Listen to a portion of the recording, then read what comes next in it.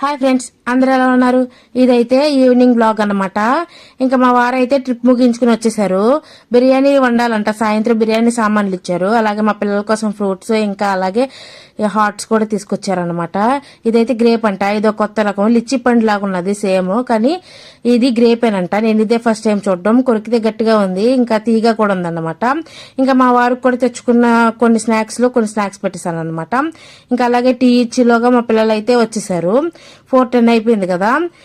వీళ్ళిద్దరు కూడా రాగానే ఇంకా డ్రెస్ చేంజ్ చేసేసుకోమని అయితే చెప్పేశాను అనమాట.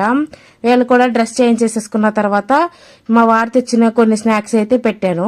ఇంకా తినేసిన తర్వాత ఎప్పుడులాగానే నేనైతే మా బాబుకి హోంవర్క్ రాపిస్తున్నాను. మా పాపకైతే డైరీలో ఏం హోంవర్క్ ఇచ్చారో చెప్తే చాలు, ఆవిడే చేసేసుకుంటుంది అనమాట. ఇంకా మా వారిని అయితే చికెన్ తీసుకురావడానికి పంపించాను. ఈ రోజు ఎందుకనో మా వారికి చికెన్ బిర్యానీ తినాలి అనిపించిందంట. మా వారికినే కాదు, నాకు కూడా మనసులో ఈ రోజు బిర్యానీ వండుకుంటే బాగుండు అనిపించింది. మా వారికి ఆ విషయం తెలిసిందో ఏమో.